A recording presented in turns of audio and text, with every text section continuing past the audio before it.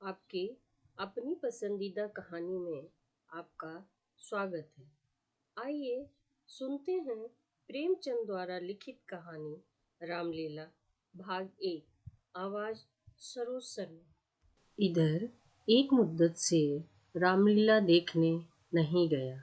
बंदरों के भद्दे चेहरे लगाए, आधी टांगों का पजामा और काले रंग का ऊंचा कुर्ता पहने आदमियों को दौड़ते हूँ करते देखकर अब हंसी आती है, मजा नहीं आता। काशी की लीला जगद्विख्यात है, सुना है लोग दूर दूर से देखने आते हैं। मैं भी बड़े शौक से गया, पर मुझे तो वहाँ की लीला और किसी वज्र देहात की लीला में कोई अंतर नहीं दिखाई दिया। हाँ, रामनगर की लीला में कुछ साज सामान अच्छे हैं। राक्षसों और बंदरों के चेहरे पीतल के हैं, गदाएं भी पीतल की हैं। कदाचित प्रवासी भ्राताओं के मुकुट सच्चे काम के हों, लेकिन साज सामान के सिवा वहाँ भी वही हूँ के सिवा और कुछ नहीं। फिर भी लाखों आदमियों की भीड़ लगी रहती है। लेकिन एक जमाना वह था जब मुझे भी रामलीला में आनंद आता था। आनंद तो बहुत हल्का सा शब्द है।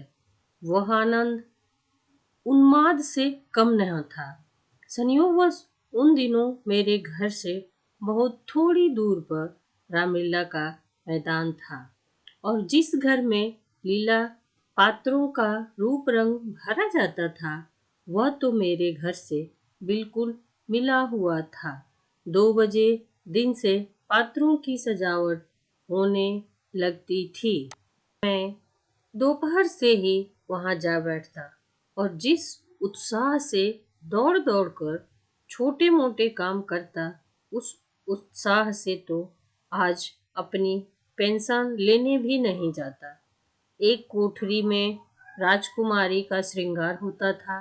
उनकी देह में रामरज पीस कर पोती जाती, मुंह पर पाउडर लगाया जाता, और पाउडर के ऊपर लाल, हरे, नीले रंग की बंदूकियां लगाई जाती थीं।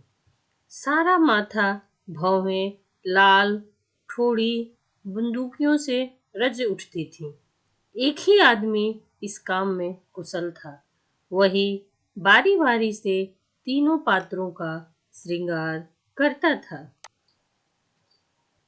रंग की प्यालियों में पानी लाना, रामरज पीसना, पंखा झलना मेरा काम था।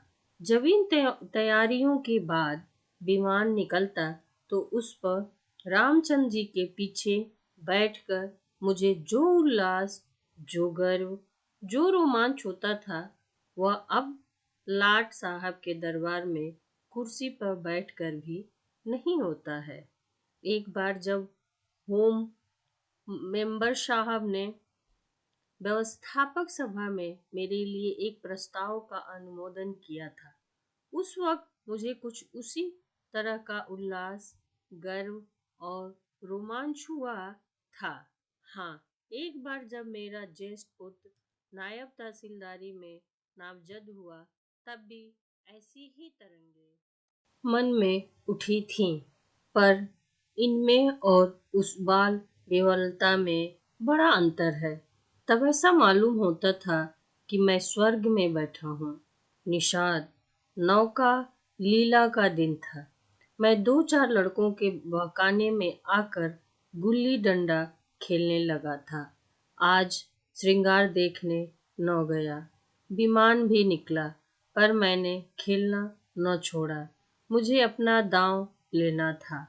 अपना दांव छोड़ने के लिए उससे कहीं बढ़कर आत्मत्याग की जरूरत थी। जितना मैं कर सकता था, अगर दांव देना होता तो मैं कब का भाग खड़ा होता। लेकिन पदाने में कुछ और ही बात होती है। खैर, दांव पूरा हुआ।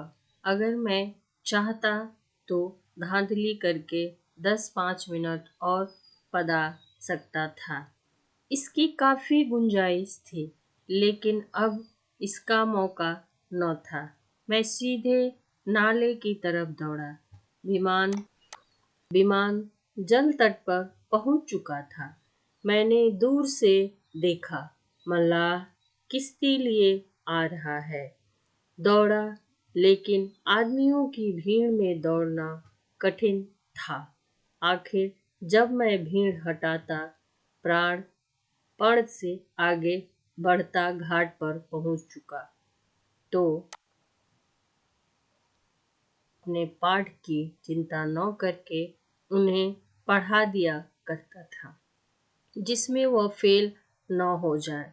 मुझसे उम्र ज्यादा होने पर भी वह नीची कक्षा में पढ़ते थे, लेकिन वही रामचंद्र नौका पर बैठे इस तरह मुंह फेर चले जाते, मानो मुझसे जान पहचान ही नहीं। नकल में भी असल की कुछ न कुछ बू आ ही जाती है। भक्तों पर जिनकी निगाह सदा ही तीखी रही है, वह मुझे क्यों उबारते। मैं विकल होकर उस बछड़े की भांति कूदने लगा हो। कभी लपक कर नाले की ओर जाता, कभी किसी सहायक की खोज में पीछे की तरफ दौड़ता, पर सबके सब अपनी धुन में मस्त थे। मेरी चीख पुकार किसी के कानों तक न पहुंची। तब से बड़ी बड़ी विपत्तियां झेली, पर उस समय जितना दुख हुआ उतना फिर कभी न हुआ।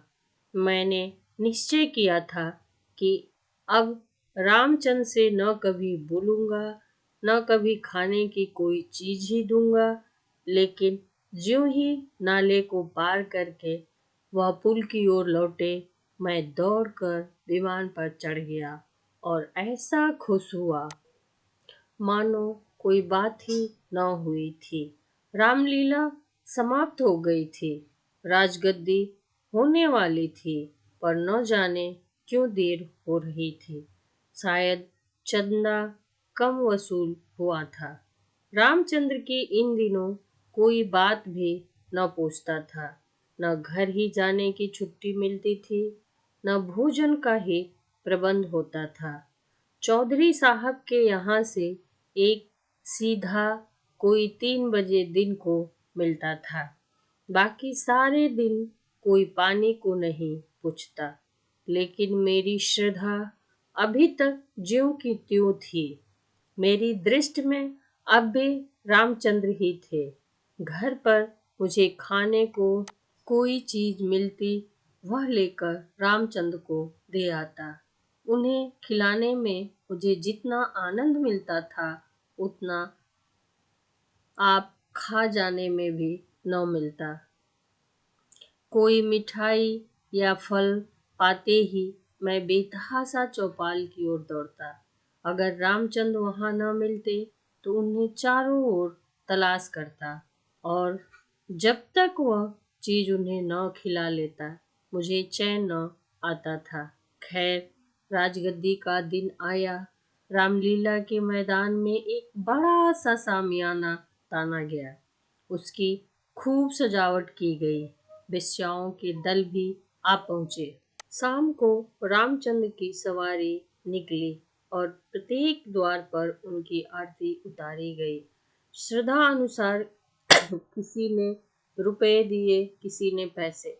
मेरे पिता पुलिस के आदमी थे, इसलिए उन्होंने बिना कुछ दिए ही आरती उतारी। उस वक्त मुझे जितनी लज्जा आई, उसे बयां नहीं कर सकता। मेरे पास उस वक्त संयोग से 1 रुपया था। मेरे मामा जी दशहरे के पहले आए थे और मुझे 1 रुपया दे गए थे। उस रुपये को मैंने रख छोड़ा था। दशहरे के दिन भी उसे खर्च न कर सका। मैंने तुरंत वह रुपया लाकर आरती की थाली में डाल दिया। धन्यवाद दोस्तों, मुझे सपोर्ट करने के लिए। कहानी अच्छी लगी हो तो like, comments, share and subscribe करना ना भूलें। मिलते हैं कहानी के अगले भाग में।